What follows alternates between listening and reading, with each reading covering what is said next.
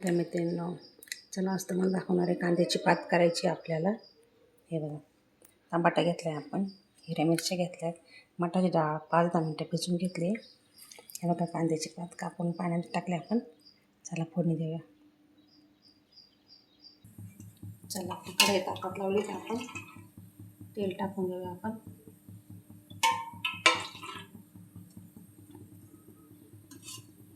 Tomato टाकून कांद्याची पात नक्की करून पहा, खूप छान लागते.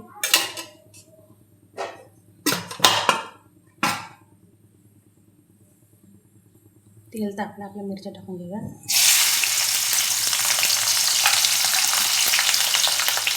मिरच्या छान परतून द्यायचे आहे, नंतर टमाटा टाकायचा आपल्याला. डाळ टाकून पात करून पहा, खूप छान लागते. थोडीच करायची आपल्याला ती चिकनसाठी.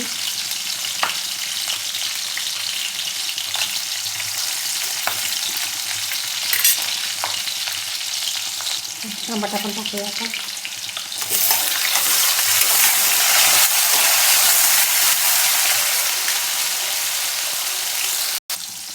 चला डाळ टाकून घेऊया आपण.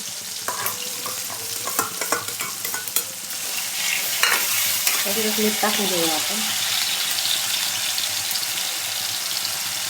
ताजी कांद्याची पात आपला कालच बाजार झालेला आहे. खूप छान लागतं असं कांद्याची पात, नक्कीच करून पहा. आपल्याला वरतून पाणी नाही टाकायचं आहे. चला भाजी हलवून घेऊया आपण.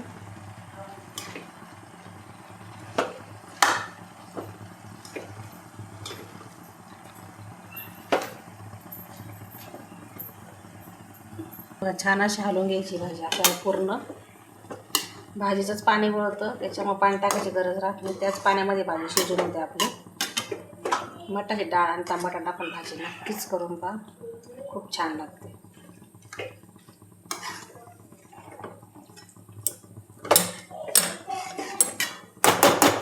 5-10 मिनटं ठेवायची आपल्याला. अशी झाकण ठेवायचं आपल्याला त्याच्यावर. चला झाकण ठेवूया आपण त्याच्यावर. हे आपल्या भाजीला पाणी वाढलेलं आहे आता.